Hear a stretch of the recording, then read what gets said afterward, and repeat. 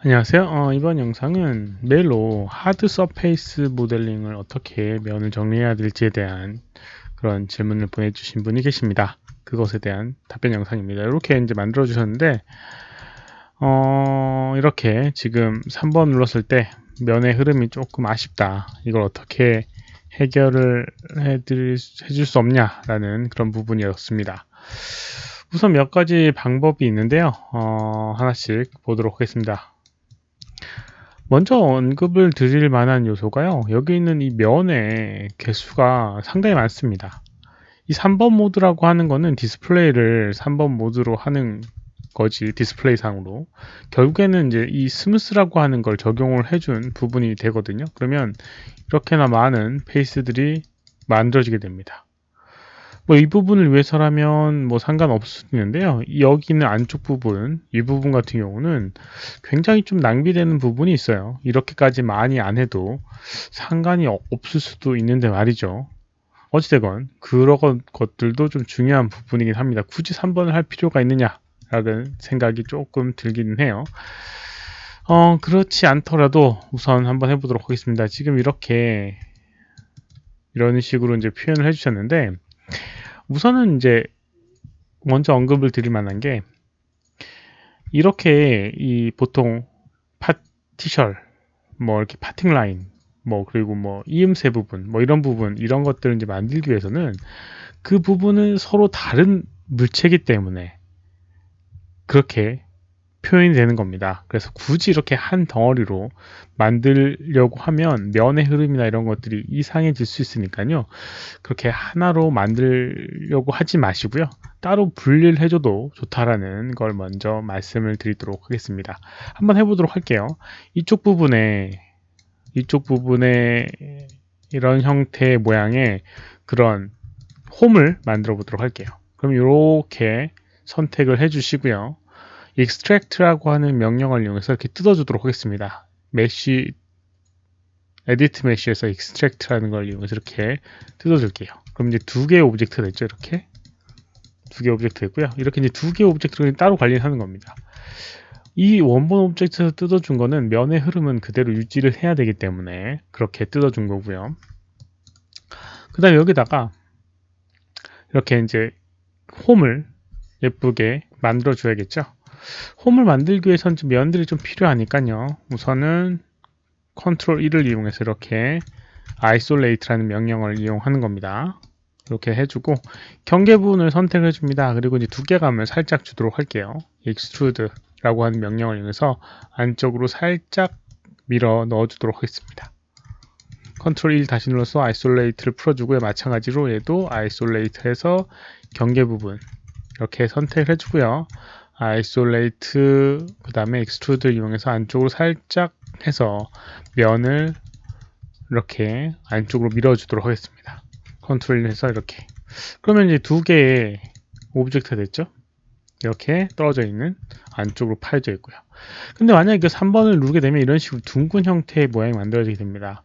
각지게 만들고 싶다 라고 하면 뭐 어거지라도 만들어 주시면 됩니다. 이렇게 면의 흐름을 잘 나눠 가지고 안쪽에 있는 것들은 좀 편하게 할 수 있을 거예요.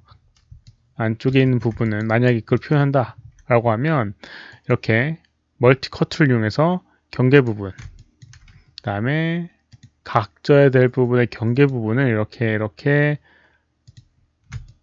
한 번씩 잘라주게 되면 이렇게 아이고 하나가 모자르네요. 여기도 이렇게 잘라주게 되면 이런 형태의 모양을 만들 수가 있습니다. 이렇게요. 근데 이제 굳이 이렇게 만들 필요가 있나라는 생각이 좀 듭니다. 그래서 이제 어떤 방법을 쓸 거냐면요. 아이고 컨트롤 Z 누르면서 언두를 해보도록 할게요. 어떤 방법을 이용할 거냐면 베벨이라고 하는 걸 이용할 겁니다. 베벨. 여기 있는 부분, 경계 부분 엣지를 선택해 주도록 하겠습니다. 요거 선택해서 컨트롤 1, 그 다음에 여기 더블 클릭을 해서요. 경계 부분을 다 선택을 해주고요. 이렇게요. 그 다음에 베벨, 컨트롤 B가 단축키고요.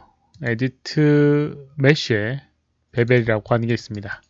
그럼 이런 식으로 만들어지게 됩니다.